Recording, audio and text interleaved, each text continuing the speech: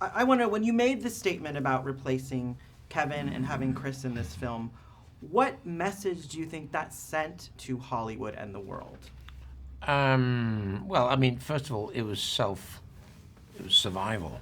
I wanted the film to survive. I did not want the film to be simply not run, or if it was run, which would have been not wise, for the film to just die in its traces. So it was about how do I protect all the people that put great work into this, and above all thing, my investor, who's a great guy, and I didn't want it to die. So I come from that direction first, I have to be honest. And by doing it, I was surprised at the reaction of making me like Genghis Khan. But you know what? You can't fuck about. That's what you got to do. Yeah. You can't fuck about. No. How does money change people, do you think?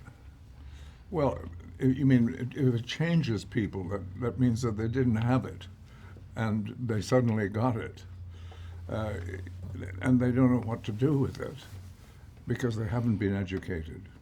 By their parents have neglected them. They know nothing about culture, and so they hit the drug department, I guess, at the Yes, end. yeah. What are kind of the metaphors in this film that represent what we're seeing today in terms of greed, in terms of people with lots of money? Well, I think in those days, let's say it's worth in excess of $1 billion. Today, you're almost a pauper if all you've got is $1 billion, right?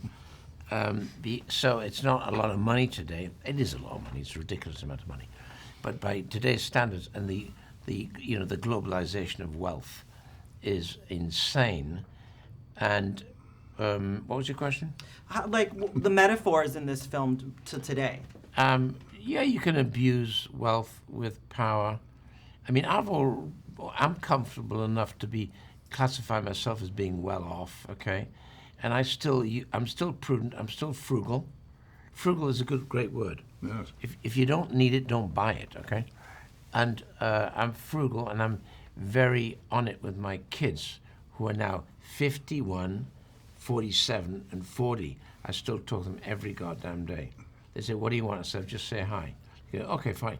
And so it's actually the constant guidance system. And they listen.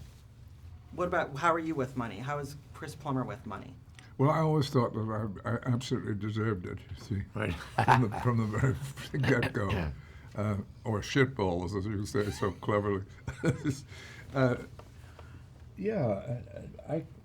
I came from a fairly well-off family, and so I was spoiled, but I was also educated because they weren't fools. And my mother especially insisted that I do all that. So I think in our case, the money, we were taught how to deal with it and how to respect it and how to ignore it when it wasn't. So I was lucky, but a lot of people nowadays, it's unbelievable how they don't understand and let money corrupt them so quickly. Just wrapping it up, first thing you guys bought when you made a couple bucks, do you remember the first extravagant thing you bought with your own money? E-type Jaguar 2+2. I wish I still had it. 1967. I was doing well at 27. So when I was 27, I bought E-type 2+2. It was a death machine because in the braking system then wasn't so good. So you could hit 140 in 3 seconds, but stopping it was a son of a bitch. Chris? An S-type Invicta 1931, which was true. Yeah. It was a wonderful car. The first British car to go 100 miles an hour, actually, in 1926. But mine was 31. It was a beauty. Isn't it funny how guys always go towards cars? Yes. Dames, no. Cars. Cars yes. first, dames. Well, the car gets the dame. That's true. Yeah.